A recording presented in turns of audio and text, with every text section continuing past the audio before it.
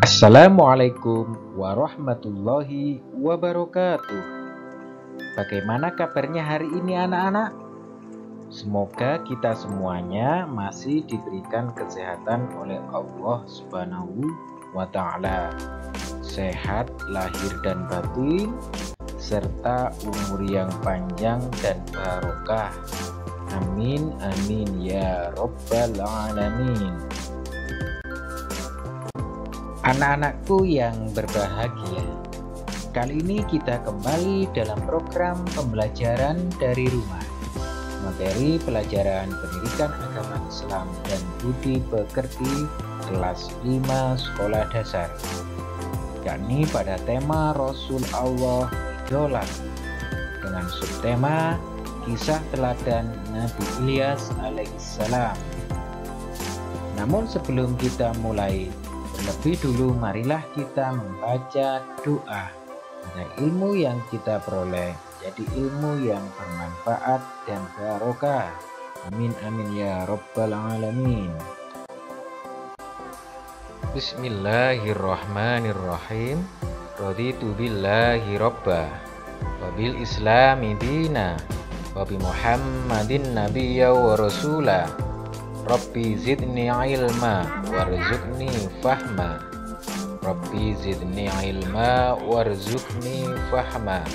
Rabbi zidni ilma warzuqni fahma. Birahmatika ya arhamar rahimin. Amin ya Rabbal alamin.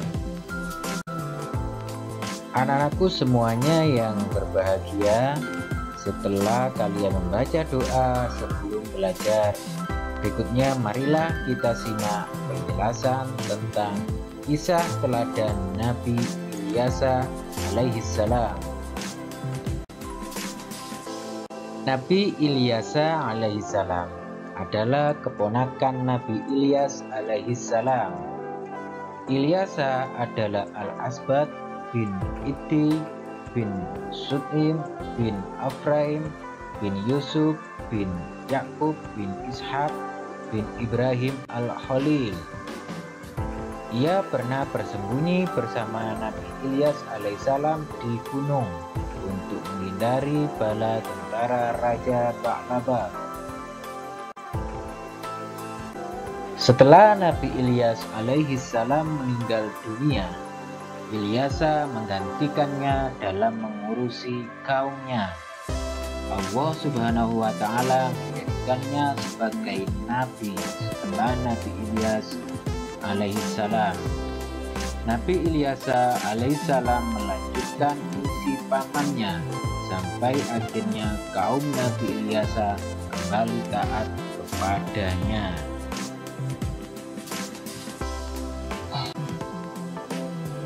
Selama masa kepemimpinan Nabi Ilyas alaihissalam, kaum Bani Israel hidup rukun, tentram, makmur karena berbakti dan takwa kepada Allah Subhanahu wa Ta'ala. Akan tetapi setelah ia wafat, kaumnya yakni Bani Israel kembali durhaka kepada ajaran Allah Subhanahu wa Ta'ala yang dibawa oleh Nabi Ilyas alaihissalam. Hari demi hari mereka semakin kufur kepada Allah Subhanahu wa Ta'ala. Pada akhirnya Allah Subhanahu wa Ta'ala melenyapkan kenikmatan dan kesenangan hidup kaumnya, sehingga jadilah mereka dilanda kesengsaraan. Pada saat-saat seperti itu lahirlah Nabi Yunus alaihissalam. Anak-anakku yang berbahagia, adapun pelajaran yang perlu dipetik dari kisah keteladanan Nabi Ilyas alaihissalam yaitu 1. Nabi Ilyas alaihissalam adalah pelanjut kekuasaan Nabi Ilyas alaihissalam. Yang kedua, Nabi Ilyas alaihissalam mampu menciptakan kaumnya hidup rukun, tentram, dan makmur, karena berbakti dan bertakwa kepada Allah Subhanahu wa Ta'ala. Berikutnya kisah keteladanan Nabi Ilyas yang perlu kita petik adalah ketaatan kepada Allah Subhanahu wa Ta'ala dan Rasul-Nya pasti membawa kebahagiaan hidup di dunia maupun hidup di akhirat kelak.